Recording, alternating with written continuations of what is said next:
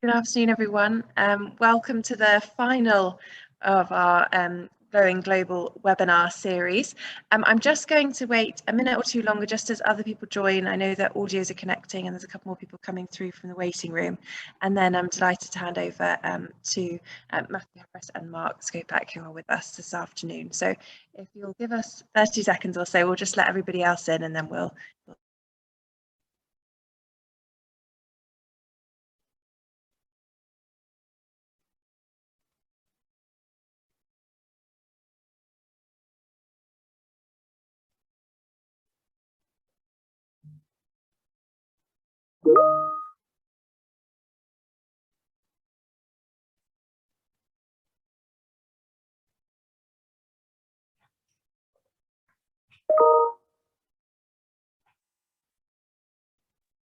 Fantastic. Okay, we seem to have slowed down a little bit in numbers, which is absolutely fine. And we know that people join us a couple of minutes into the sessions anyway. And as I said, that more people are joining the waiting room, so that's great. But I'm really pleased to welcome you to the final one of our Going Global webinar series, which has run over the last 8 weeks. Thank you so much. I can see so many of you have followed us through for the whole 8 weeks, and I hope those who are joining us fresh today have been able to catch up or will go and catch up on the webinars that have happened so far in the series. We've talked through a lot of topics, everything from going virtual and online volunteering through to behaviour change and quality improvement last week, touching on Jessie and also some ethical storytelling. So there's been lots that we've covered and hopefully you found it insightful and useful as we've gone through. We've had some fantastic facilitators, and certainly last but not least, we are joined this afternoon by Dr. Matthew Harris and Mark Skopak from Imperial College London, who are going to talk through some really vital parts of global engagement and of understanding your place in it all, and how it works in theory but also in practice as well, looking at the lens through unconscious bias, power dynamics, and of course the need to really learn from one another mutually and beneficially. So I'm delighted to hand over to Dr. Matthew Harris, who's going to begin the session this afternoon. So thank you, Matthew, over to you. Thanks so much, Charlotte, and thank you really very much to you and to the whole of THET for inviting us along to contribute to this series. We've been working with THET really for a number of years now on these sorts of issues around partnerships and how to ensure they work for both parties as best as possible. So it's wonderful to be able to share some of that learning and work today with you.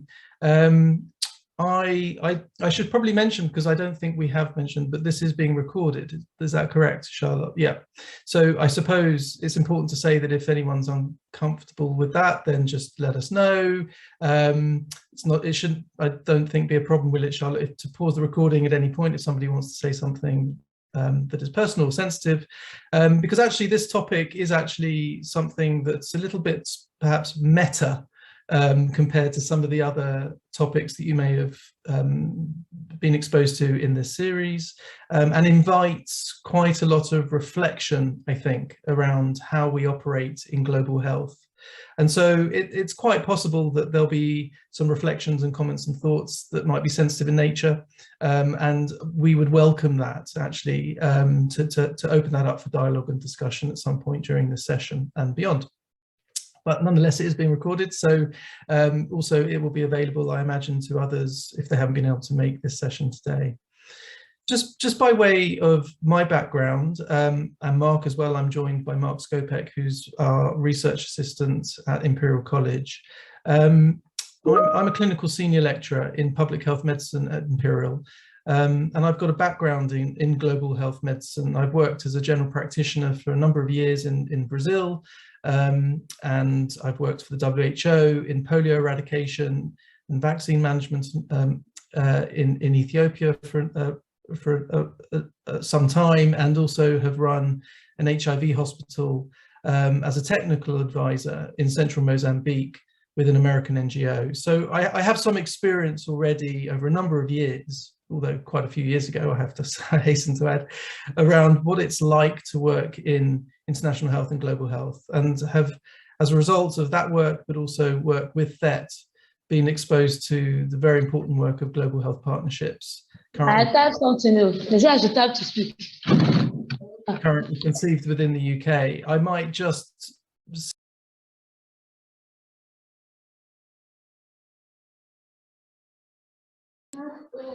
well, I was muted then. May I ask to ensure that your audio is muted if it's possible, because I'm getting, thank you very much.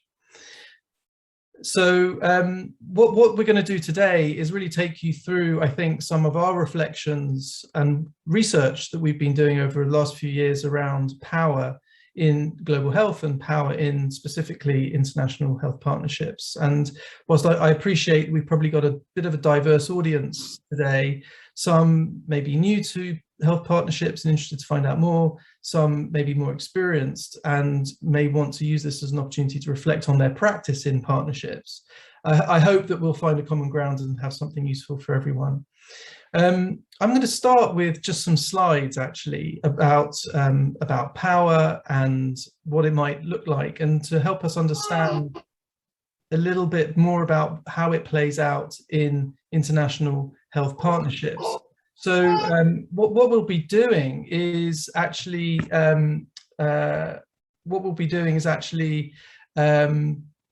going through some of those slides first, and then we'll be opening it up for conversation and some discussion a little later on, probably about half an hour into the presentation. So whilst you're very welcome to interrupt and ask questions and clarifications and comments and thoughts, please do raise your hand and we will endeavour to answer your questions. I think what we're going to do is also possibly just leave it to the end as well, where we might be able to invite some conversation and reflections about what all this means. I should add that Hamdi Issa, who's the Director of Community Services at the Ministry of Health in Somaliland and was my former PhD student, really was responsible for a lot of the work that I'm about to present and take you through.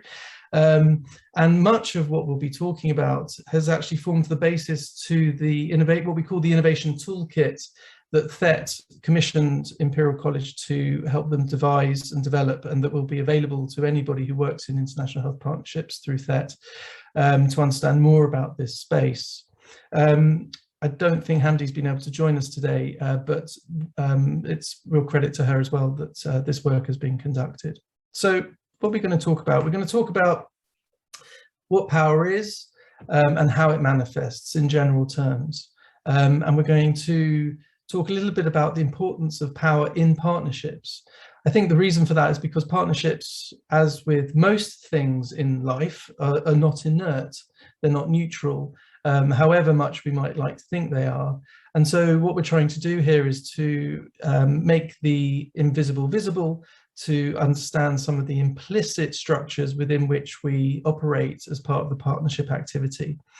And then understanding where power issues, or where power might be represented, or where power differentials might manifest in partnerships, to understand strategies to describe and appreciate and maybe even implement strategies to ensure that partnerships are equitable, which I think we can agree is something that we would all strive to ensure.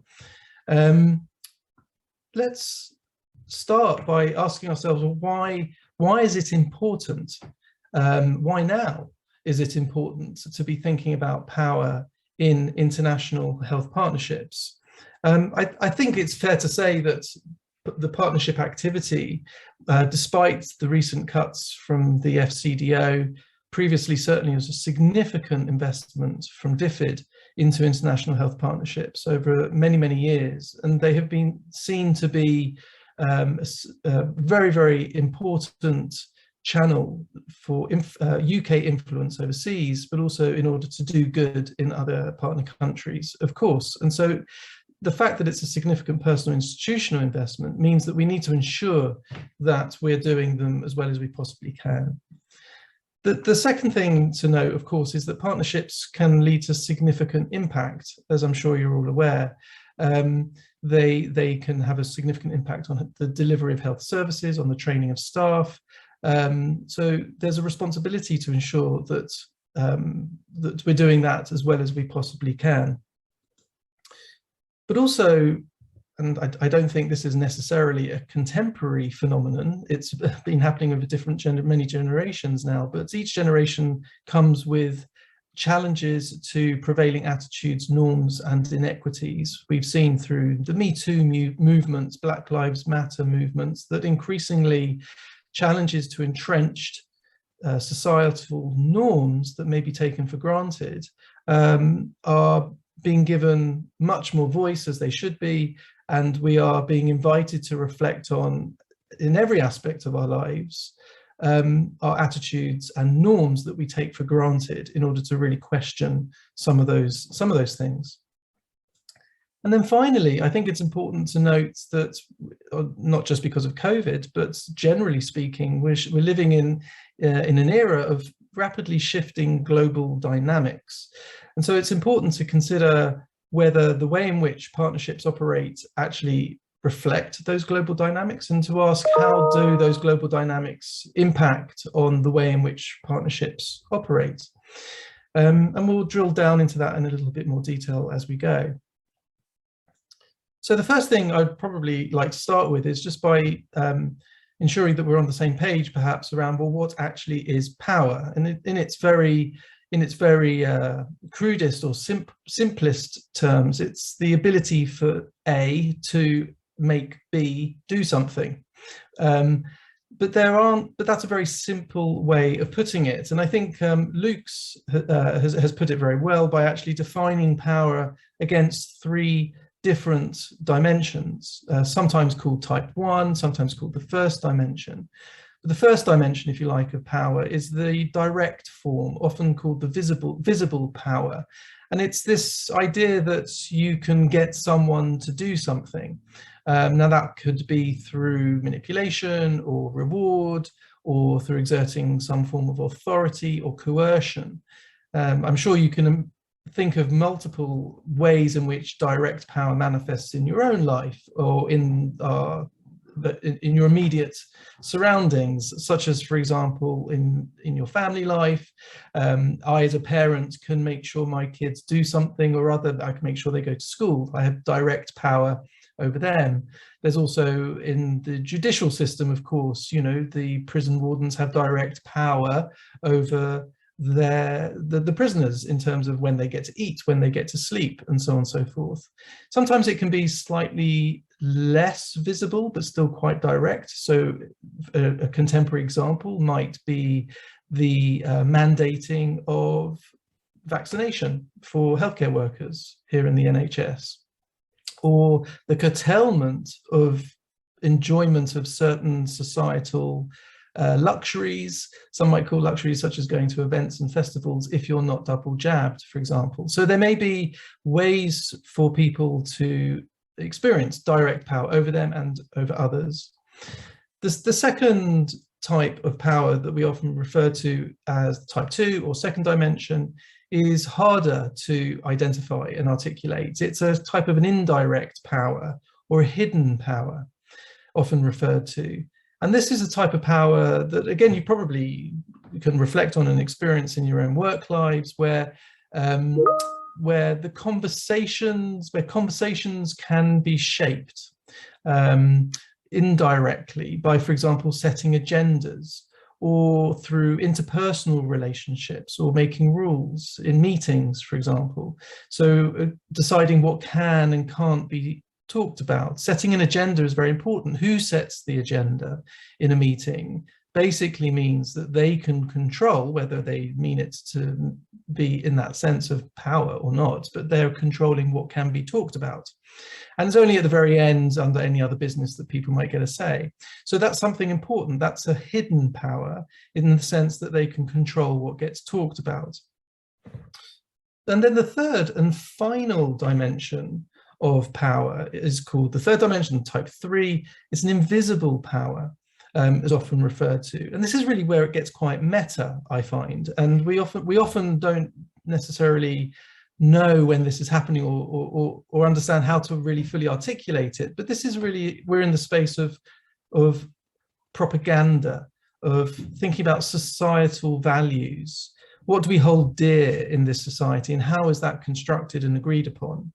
that's a type of power that constrains our lifestyles in such a way and our behaviors in such a way. And that's a sort of an invisible power, how that is constructed. So with that in mind, we'll circle back to some of these dimensions shortly. But I just wanted to give an overview of what we understand power to mean and look like, and then we're going to look at how power might be manifesting in certain types of ways within an international health partnership context. The reason why it's important to think about power in partnerships is because partnerships offer a really important opportunity for what we might call bi-directional learning, where we're learning as much from our partners in low-income countries as they are from us. And the reason why that's important, it's always been important, but the reason why we're increasingly realizing it's important is because increasingly we understand there to be many, many examples of exciting innovations that happen in low-income countries that we would do well to use ourselves. Oftentimes these are referred to as frugal innovations because they do much more with a lot less in terms of resources. They might be workarounds or simplified technologies or systems that cost a lot less, or certain approaches to clinical care that are far simplified. And that where there might be opportunities for us to adopt those techniques or models or technologies, but that we haven't done so. I'll give you a couple of examples of some really exciting frugal innovations we're aware of. The first is this drill used in orthopedic surgery. It's actually just a Black & Decker drill, funnily enough, but it's made fit for purpose for an operation by inserting it into a sterile bag. And compared to the drills that we use in the UK, which cost about £35,000 each, because they're specially designed and very sophisticated and can be autoclaved in an oven to make them sterile, this example probably costs only about £150. And it delivers exactly the same kind of clinical outcomes, safety, quality in terms of being able to drill a hole in a bone is identical to the kind of drills that we have in the UK. The second really exciting example of a frugal innovation is this electrocardiogram machine, which is a frugal version of a traditional ECG machine we might use in the UK, which it also costs in the region of £10,000 to £20,000, which is far larger.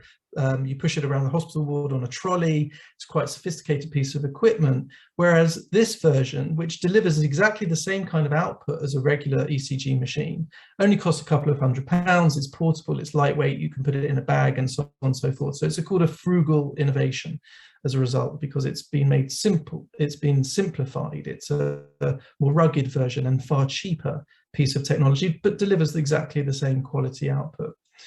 And another example is around the use of community health workers, not in the fragmented way that we use them here in the UK, but as part of the very foundation of primary care systems in low-income countries that have delivered, as a result of scaled approaches to use of community health workers, extraordinary public health outcomes at national levels. And the reasons why, so that's the reason why it's really important to learn from low-income countries, because they're actually been doing more with less for a lot longer than we have actually in the UK. So there are really important opportunities. It's really important to identify opportunities for learning where they may exist. One of the challenges though, and this is where we get into some of the issues around power, is that these innovations come from countries we wouldn't, if you like, traditionally consider context from where we would be learning from. It's more the other way around. So for example, the Arbutus medical drill comes originally from Malawi, the GE Mac 400 comes from India, and the community health worker models that we've been looking at that have been scaled to great effect, for example, come from Brazil. And from a UK perspective, these aren't typically countries that we would consider as go-to economies for learning. When was the last time you heard Boris Johnson say, oh, let's look and see what's happening in Rwanda, for example? And I think that's quite important, because we need to, if we're going to think about how power manifests in international health partnerships, where we have direct channels of communication with low-income country partners, we need to ensure that some of these narratives perhaps, or at least we need to identify and reflect how might we explore them and manage them. The reason why we've come to this agenda is because in our efforts to promote the adoption of these sorts of innovations I've just showed to you, and there are many others we could talk about. But in our efforts to promote the adoption of these innovations in the UK, it hasn't always been completely inert. It hasn't always been a completely straightforward examination of the evidence and consideration of the pros and cons. There's been something else happening, and it's something to do with biases. It's something to do with our cognitive, our approach to learning from these sorts of contexts. It seems to matter where those innovations have come from, as opposed to, for example, if they'd come from the United States or Germany or Canada. There's a palpable difference at times we've found in our research around adopting innovations that have come from low-income contexts, which seems interesting to us. So, for example, in research we've done looking at this idea of reverse innovation, this idea of adopting innovations from low-income countries into the US, one informant notes this, for example, to say they hit Africa and they think that there can't be any good services. So there's a perception around Africa, there's a perception that I think is probably unfair, but there's a perception around Africa in that context that's informing an appetite to learn. What can we possibly learn from a developing country like Brazil? There's issues in this statement that are palpable around a stereotype of Brazil as a developing country, which it isn't in many respects. And even if it was, there are contexts within Brazil, which is a multitude of different contexts, of course, like there are here in the UK, that are equivalent to similar contexts in the UK as well. So we begin to notice that sometimes there are heuristics, we might call them, or shortcuts and stereotypes in play around certain contexts and whether or not we consider them to be suitable to learn from. And then finally, in our efforts, we've been trying to make Imperial College less imperial.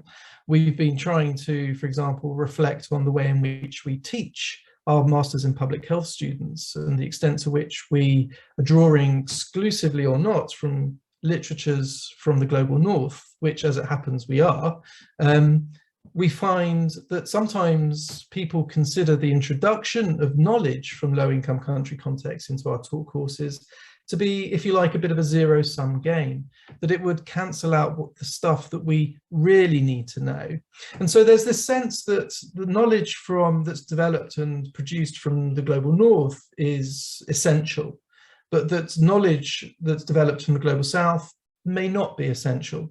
And that we think is a power differential. That's an invisible power issue that I think it's important for us to consider and observe and reflect on when doing health partnerships. To what extent are those narratives perhaps in play when we're doing our partnership activity? Of course, it might not be, but it's important to reflect and be aware of it. I think it would be remiss, I think, of us to ignore the impact of representation of certain contexts in the UK around global health and development.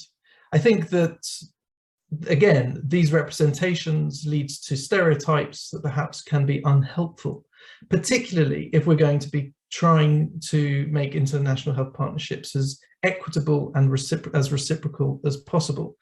Part of that is going to be reflecting on the extent to which we have stereotypical attitudes with respect to low-income country contexts and relative need, so to speak, between us and them. So this is really about, if you like, an undoing, and a reflexive undoing of some of the representations that perhaps we've been exposed to in the UK and in the global north and west over many years, and understanding how some of those representations might impact on our interactions, processes, and goals in international health partnerships. This I find to be a very useful slide. This was a slide, a paper published back in 2012 that shows how research is consumed around the world. And it's a representation of research consumption through counting citations of that research. So essentially the size of the country here represents the amount of research that is cited in other research from that country. So as you can see, I think it's fairly obvious at first glance that there is a significant skew or distribution towards the global north, for which there may be many reasons, bias not necessarily being the main one. For example, most scientific research, of course, is published in English. And so therefore there will be challenges for other countries to attain publication in the predominant international research journals that stipulate publication in English. So that's an obvious problem to begin with, and may explain in part this distribution. There's also a question around the capability of producing research in different countries. So therefore, some countries, being high-income countries, may be more capable because of resources to produce more research. And so this picture will be a function of the production of that research as well. But I think it's also fair to say that, that part of this picture explains a bias that we see, and which I'll come on to in a minute to describe, in how we consume the research. This is, if you like, a bit of an echo chamber. And I think, I hope it's possible to understand that the more we consume research from some regions more than others, the more we will be led to believe that research predominantly comes from, or good research predominantly comes from those regions more than others, because we won't be exposed to those other regions. But that doesn't mean that research isn't happening. It doesn't mean that research from those regions that we don't hear from isn't excellent. And it certainly doesn't mean that the research from those regions isn't worthy of attention. So one of the problems, I'm getting some audio here. Is it possible just to turn microphones off? Thank you so much. One of the problems with this particular presentation, with the manifestation of this dynamic, is that we may be reinforcing a global dynamic around research consumption, at the very least, that we need to be aware of. In our teaching, it's, for example, what we might call the hidden curriculum. But then, of course, there are challenges around how can we prove that biases in global knowledge production and consumption actually exist. And so I'm just going to share with you a little bit of our research we did a couple of years ago that actually uses really pretty robust methods to prove that these biases against low middle income country knowledge actually exists.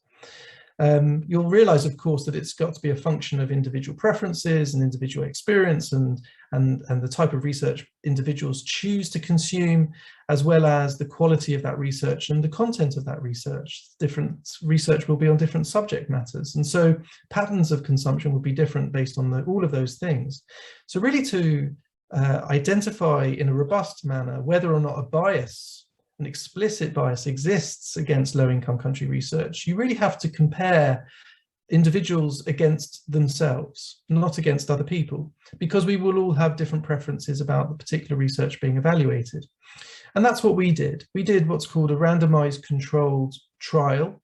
There was a within individual crossover design, inviting respondents to rate research on 2 different occasions, a month apart. And in that period, we swapped the author affiliation from a rich country to a poor country across a number of abstracts.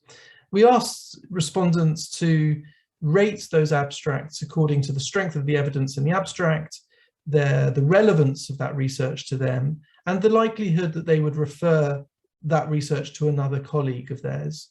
And all things being equal, you'd expect the change in author affiliation from a rich to a poor country to not matter, all things being equal. But what we find is, in fact, it really matters a significant amount. When you change the author affiliation of a research article from in this case, from a poor country, from a low-income country to a high-income country author affiliation, leaving all other contents the same individual will rate that same abstract far better when it comes from a high-income country compared to when it comes to a low-income country, keeping all things constant. So that's a problem, yeah? that's what we say is undermines scientific universalism. It means we should be judging research based on its merits and nothing else, not based on where it comes from. But here what we find is that actually when you provide research from a low-income country, people actually tend to rate it worse than if it was from a high-income country. And that's a cognitive bias. Now, whether or not we can say that that's due to an unconscious bias requires a different type of study to be sure.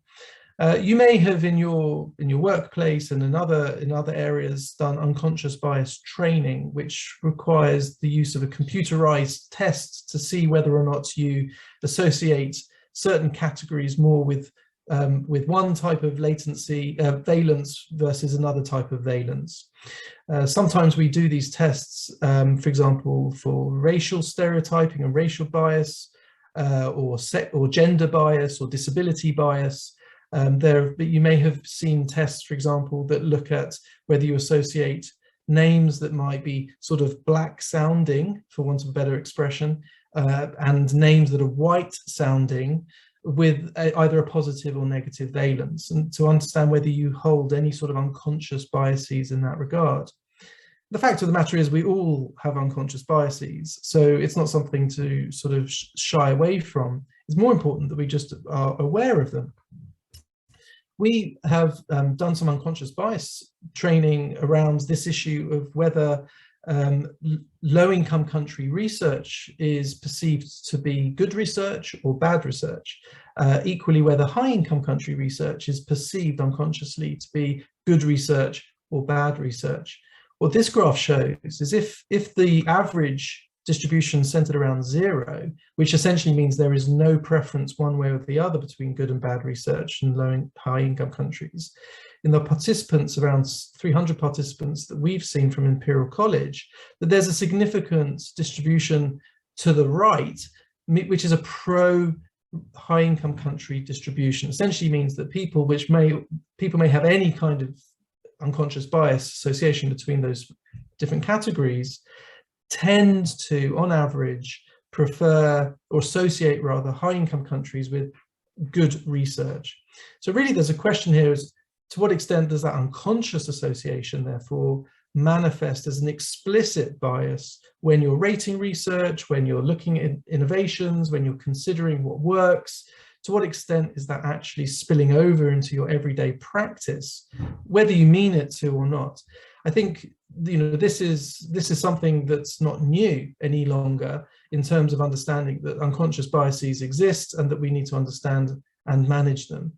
So this is just one other area that I think is going to be important when we think about health partnerships, because you will be exposed to the research and practice and standards in the low-income country context.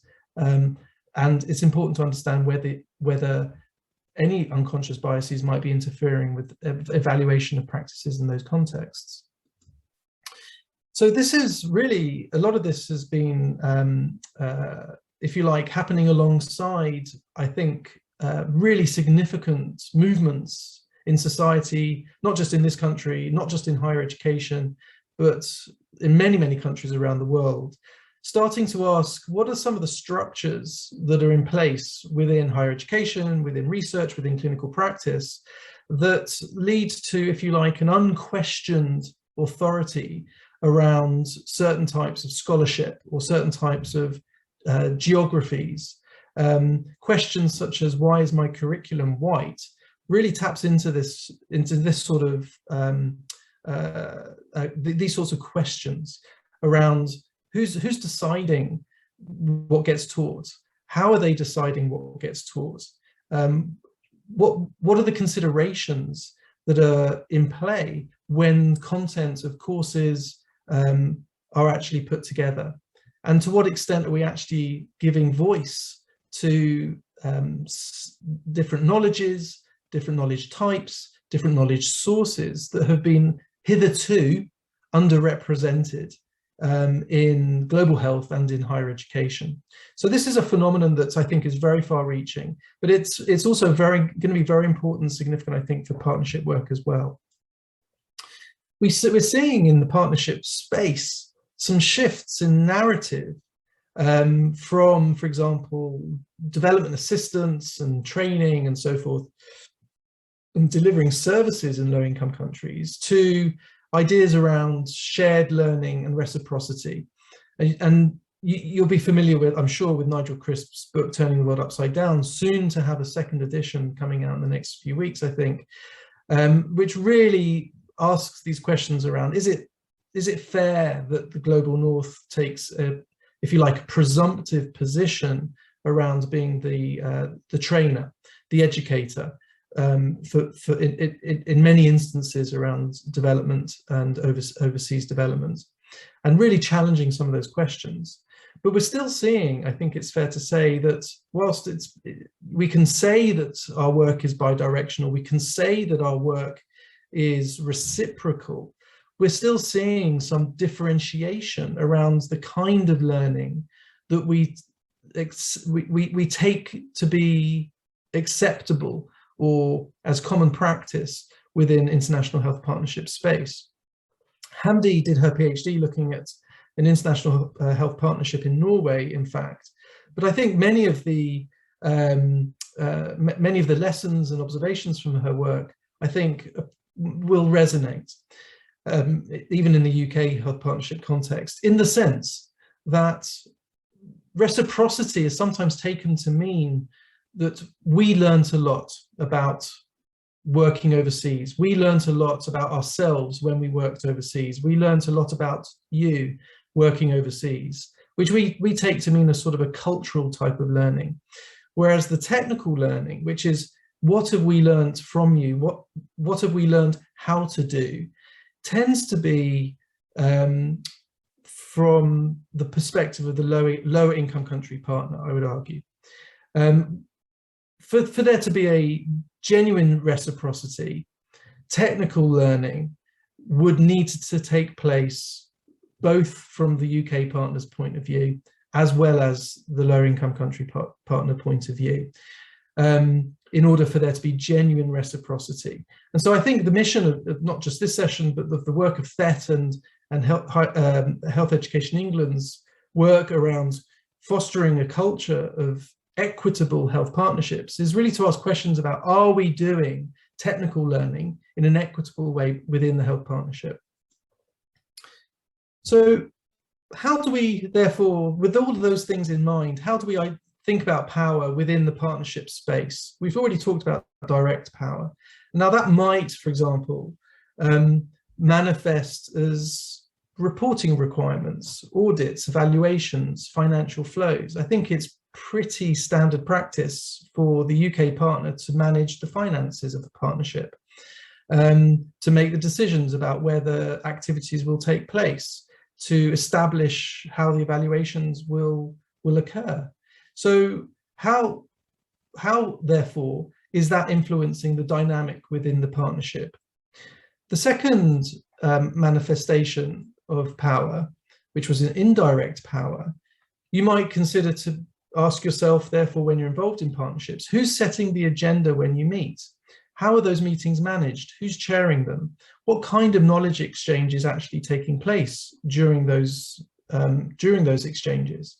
Who's doing the teaching? Who's doing the learning? Where's the expertise? And then the final, much more meta aspect of the dimensions of power, the hidden power, or sorry, the invisible power, this should say, is really the values that you take into the partnership. So what are the assumptions? Are you going into the partnership with a West is best narrative or attitude? And to what extent can we manage and mitigate that as much as possible? It's going to be very difficult to effect and deliver an equitable, reciprocal partnership while still holding a West is best attitude, whether unconsciously or not. So I mentioned at the beginning that the Innovation Toolkit is really a resource for those of you that are interested in doing partnerships to look at. Much of the content is to stimulate thinking around, are we perpetuating an us and them dynamic within the partnership?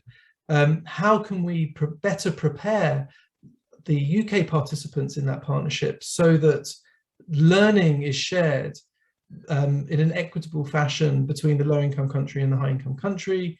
How do we create a learning environment? How do we reflect on the potential biases that we might have when we identify innovations from our low-income country partner contexts? How do we capture that learning? And importantly, how do we ensure that we share that learning on return to the high-income country?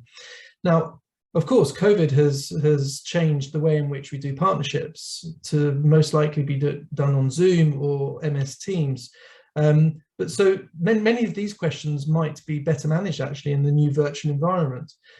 But I think they're important just to reflect on and think about how we might be better managing our partnerships through some of these tools and strategies in order to ensure this slightly more equitable process. I think success, therefore, can look like different things. You might say that at the moment we're particularly, we're moving from a space where we're predominantly concerned with what's been done in the low-income country context. And of course, a lot of amazing things are done, but that's very much a level of success.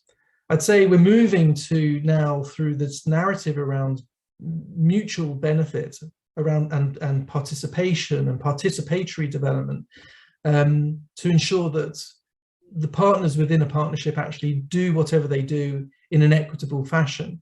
But really, I would argue that an equitable partnership takes it to another level. It's about what have we learned together in doing this partnership? Not just what have we learned about doing things in the low-income country context, but what have we together learned? In order to get to that space, one really has to ask first and foremost, what are our problems in the high-income country, because we do, in the UK, because we do have them, and how can our partners actually also help us in solving some of those problems, because they can. Really what this is about is having partners see themselves, therefore, as equal knowledge brokers. The onus isn't just on UK participants, the onus is also on our partners from low-income countries.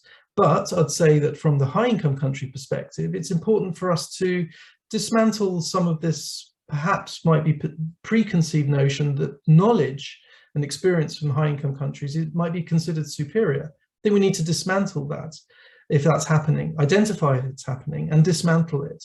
Knowledge from low-income countries is as important as ours.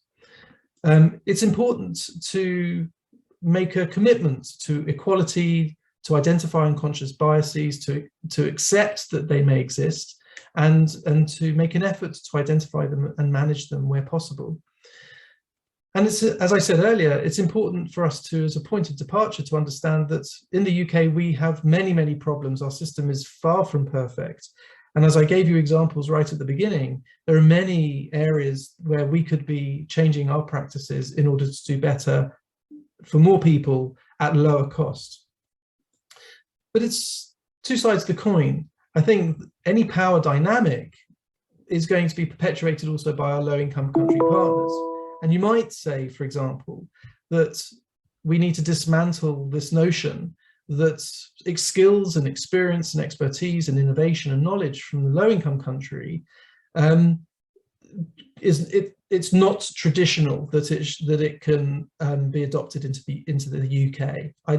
We need to dismantle that in order to get away from this us and them dynamic. We need to ensure that the low-income country partners in a partnership see themselves as equitable contributors to the partnership activity, that there are areas where they can help us with many of our problems too. And for them to develop a culture where their successes, such as the ones that I've mentioned at the beginning, are actually noted and elevated, if you like, as something to be put forward within the partnership. Some of the things, therefore, from the low-income country perspective that could be considered, therefore, in order to create and maintain this equitable partnership you might like to think of it in terms of three phases. What's being done before the exchange or before that interaction, what's being done during, and what's being done after. And some suggestions, again, these are just suggestions from the toolkits that we put forward, but very keen to hear as well whether these resonate. but again, is for the low-income country to really spend some time focusing on what do they do well, what are the successes that they've actually had, because under what I'm sure are resource constraints, some of the outcomes from your contexts will be noteworthy, and learning how you achieve those outcomes despite challenges is going to be important and can lead to important learning also for us. During the exchange, it's important to ensure that those meetings, those exchange moments are equitable, that they are collaborative, they are not top down, that you ensure that workshops and conferences are horizontal, if you like, in terms of that shared learning, in terms of giving a voice and setting that agenda of what's included. And then finally, in the post-exchange phase, you might want to consider recognizing those that did well at sharing their learning, that provided that learning, that actually ensured that the skills and expertise and knowledge from your context actually was elevated and made aware of. Equally, for the high-income country participant, of course, from the UK, the same sorts of things will be important. We need to understand more about what the values are and the relationships are within the partnership activity, constantly questioning and thinking about power and how it might be manifesting through different structures and processes that have been established within the partnership activity. You might need to create safe spaces for this constructive engagement. This can be challenging, and some cognitive dissonance may occur at times at the suggestion that we ought to be adopting practices from high-income countries. We've seen from low-income countries, we've seen that time and time again. So some constructive engagement around this is important. Constantly thinking about an open dialogue with your partners in the low-income country context, being open-minded wherever possible. Obviously, from, again, the UK perspective, what we would always encourage in order to finally, and this is, I think, one of my last slides, to finally achieve this idea of genuine reciprocity, is to really promote this idea of sharing the learning once returning back to the UK. There's been a preponderance, we think, of this cultural learning, that we've learned a lot about ourselves having worked overseas. We've learned a lot about those countries and about those cultures. But the actual translation of the learning, the technical learning of what they do and how they do it, and how we could actually adopt some of those skills and techniques in the UK, tends not to happen very well. And there are many avenues and channels that can be used when returning to the UK after a partnership activity, such as, for example, ensuring that you present to the board of a trust what you did when you were overseas, that you embed your learning throughout your teaching in clinical practice wherever possible, and that you publish what you've seen in the low-income country. If you've seen an innovation, a change in practice, something that is a frugal innovation, that you consider publishing it wherever possible. Unless something's being published, it hasn't happened. And there are many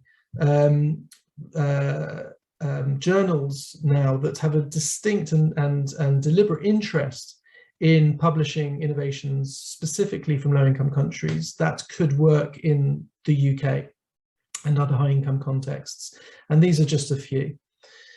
So increasingly, we're seeing not a real appetite for health partnerships to actually be a source or a vehicle of learning from low-income countries into the UK. As the UK enters into a phase of extraordinary resource constraints and demand and pressures on the system, we need to, more than ever, look to our low-income country partners for inspiration around how to do more with less for many people, given they've been working under resource constraints for such a long period of time.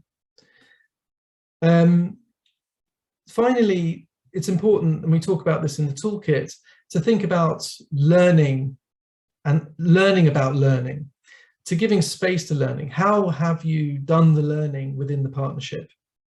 And it's important, if you're going to be thinking about power manifestations and dynamics within an international health partnership, to really have a process in place in order to reflect on how that partnership went and what was the dynamic and how you might improve on it next time if necessary. So Gibbs' reflective cycle, which we talk about in the toolkit, is one approach that I think it might be important for those engaged in partnership activity to adopt as good practice, constantly reflecting and thinking about what worked, what didn't work, how might you improve on things better, and developing an action plan in order to do that. We don't expect these sorts of really intangible issues, such as around power differentials, to be resolved overnight. These are processes, and an important starting point is just acknowledging them when they're there. I'm going to end there with an invitation and invite you, if you have any questions or comments in our final 10 minutes or so, to please pose them in the chat or raise your hand. And whilst you're gathering your thoughts, just to invite you to a couple of things that we're doing with THET. The first is workshops over the next few months that Mark and I will be leading for those of you that are involved in partnerships and that are interested to know more about how to promote genuine bidirectional learning, to consider what could be done, what can be changed around your partnership, the processes and the structures and the people, in order to really be sure that when you're going into that partnership activity, you're making it as equitable as you possibly can.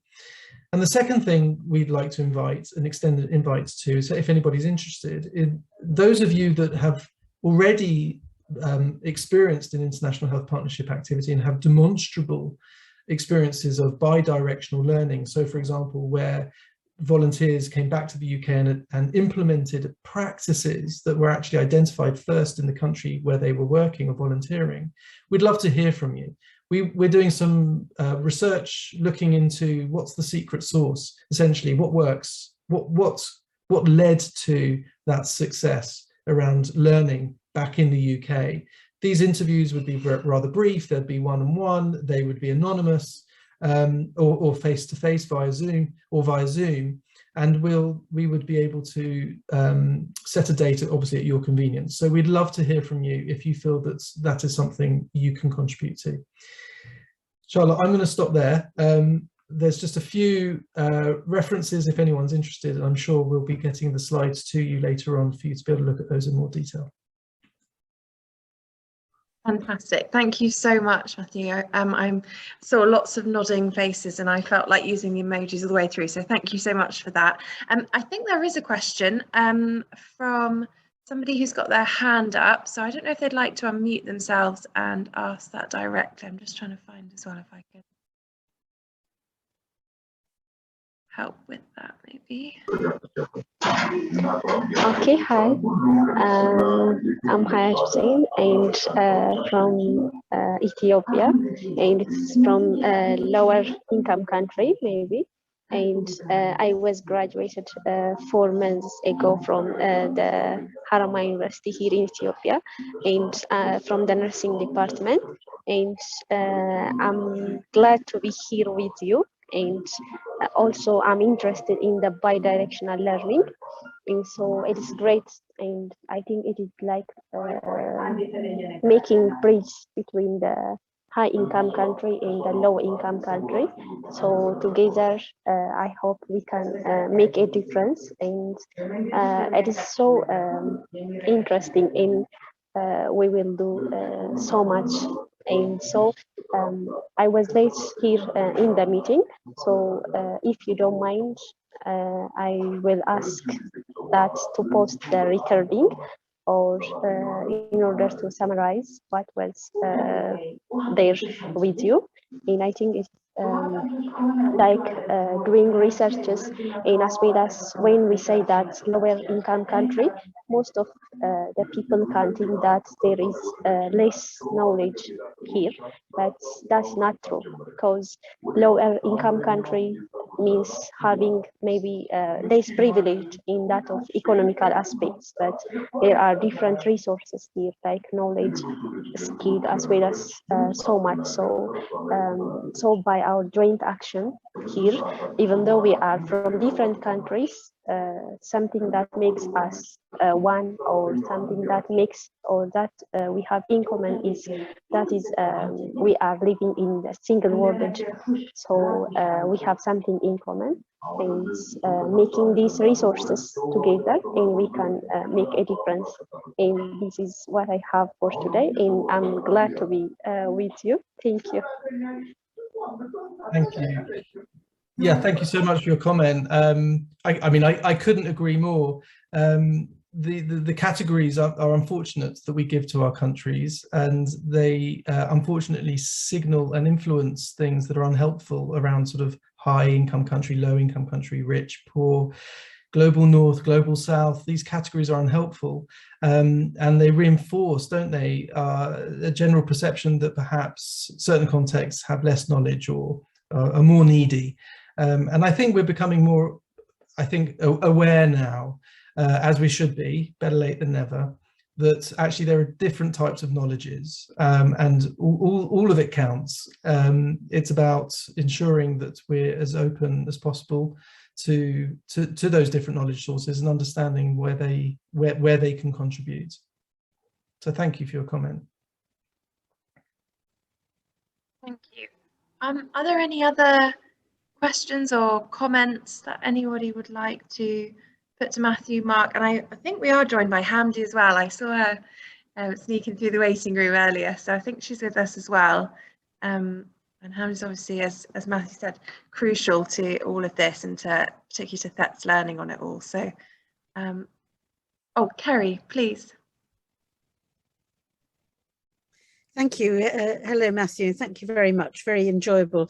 I've been trying very hard to address a lot of these elements, but one of the things I find really hard, and I have quite long-term relationships with people in our health partnership where there's quite a degree of honesty, but it's very hard. I find there's quite, and this is a colonial, the residue of colonialism, is that there is actually such a deeply held belief that high-income countries are better. And I found I spent quite a lot of time just saying, no, that's not right. And, you know, we've all got things to contribute. I wondered what your comments are on that, because it's not just high-income country people being imperialistic, but I think it's deeply ingrained, I think. Be interested in your comment. Well, I mean, I think that's really interesting. Thank you for that, Kerry. It's a really important question. And I think that's why we try to look at it also from the low income country partner perspective. That's the power dynamic has two sides to the coin that maintains it. It's not just obviously one way. There's a sense that, of course, to maintain that power dynamic, the opposite and equal sentiments must occur. So you're quite right, and I think that's why we would suggest that partners from the lower income country context actually really start to question their own attitudes, I think, and perceptions around West is best. You know, that it might be maintaining an unhelpful narrative that puts themselves perhaps in a perceived subservient, or dare I say inferior position, which was really not the case at all. So some of this is being perpetuated, of course, by our own in the UK sort of attitudes, beliefs, structures, processes, the way we manage partnerships. Some of it might also be occurring overseas too, and which is why, if you like, a proactive or purposeful, deliberate, if you like, open dialogue about learning, and that everyone has something to contribute. You know, we've got a lot to learn, they've got a lot to learn, but in equal measure is possibly one of the ways to go forward. We do try to change hearts and minds, at least in the UK, by promoting the frugal innovations we're aware of and explaining why they might be so useful for the UK context, start changing hearts and minds, but also to change hearts and minds in low-income countries, demonstrating that there's a lot we can learn from them too. So hopefully these sorts of things will start changing attitudes. They're generational. Thank you. I don't know, Matt, do you have a couple more minutes? There's one more question, I think, if you're happy to stay on. Brilliant. Steve, I think you have a question. Oh, and you're just muted. Sorry about that. I think you just need to. Thanks very much. That was a fantastic talk. I really enjoyed it. You would expect a surgeon to ask this, wouldn't you? With regard to frugal innovation, are there any prospects of actually getting things back through bodies like MHRA to say that you can actually use something like a guide wire 6 times or 8 times or 10 times and it is still safe to use? I mean, the practices that need to be employed in many countries surgically are entirely dependent upon the fact that you can reuse equipment again and again and again.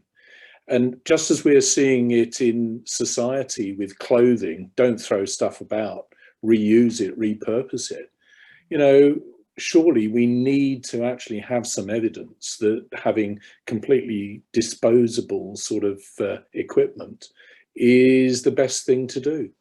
So I'll shut up now.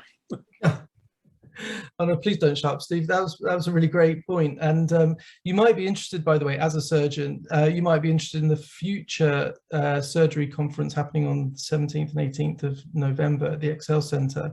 I'll be speaking there on frugal innovation in surgery with my colleague Professor Dhananjaya Sharma from Jabalpur in India, who's a world-leading expert on frugal innovation in surgery, and we'll be able to give lots of examples of different frugal innovations or simplified innovations in surgery that are highly effective with an evidence base. I think you know, reusing, you know, and other practices, you know, it's one aspect, the type of practices that we might see from low-income countries, but actually the sorts of frugal innovations we look at have a very strong evidence base for clinical safety, effectiveness, quality and so forth, but literally do the same job that you'd expect that technology to do here in the UK, but at just a phenomenally lower price point. We don't need to get into a conversation about the different innovation examples, but mosquito net mesh for hernia repair, the orthopedic drill I mentioned, kangaroo mother care for neonatal medicine, phase change devices for inducing neonatal hypothermia to prevent hypoxic brain damage. All of these originate from low-income countries and at a fraction of the cost of that which we're doing in the UK, without scrimping on safety or effectiveness. So I think that there's each innovation will require different considerations from an MHRA or FDA point of view regarding CE marking and other things, and there are commercial considerations around suitability for use in the UK on a case-by-case basis. But really, I think what we're doing is navigating a common perception bias that what's done in it, that poor practice is okay for poor people. That's not okay. You know, if they're doing good practice, whether it comes from poor countries or not, that should be okay also here. So it's about challenging some of the double standards that's predominantly rooted in perceptions, I think, in global health. I hope that answers your question. Yeah, thank you very much. It does. Fantastic. Thank you so much. And yeah, great question to end on, I think. So thank you very much, Stephen. Thank you, Matthew, Mark and Hamdi, who are also here with us. Thank you so much for this afternoon's intervention. I think it's been extremely helpful and it's shown with the richness as well of the conversation, and lovely to be joined by participants from all around the world, including Ethiopia, which is very special on a Wednesday afternoon in a dreary UK. So thank you so much. This is the end of our Going Global series for 2021. We've been delighted to have you all with us. Hopefully you've kept along with us for the last 8 weeks, but if not, there's lots to catch up on our Going Global site. We're also really pleased to launch our new volunteer toolkit. It captures a lot of the learning from the last 8 weeks and even more, if any more was possible. There's more in there, and it's packed full of really good, hopefully sort of useful learning, some insights, case studies and testimonials as well from volunteers and health partnerships. So hopefully a lot to sink your teeth into as well over the next few weeks and coming months. Thank you so much for joining us. We've run a little over time, so we'll stop there, but please do fill out our feedback form. And final thanks to you all for joining us, and to Matthew, Mark and Hamdi as well for having this afternoon session focus on such an important issue. So thank you very much. Take care, everyone.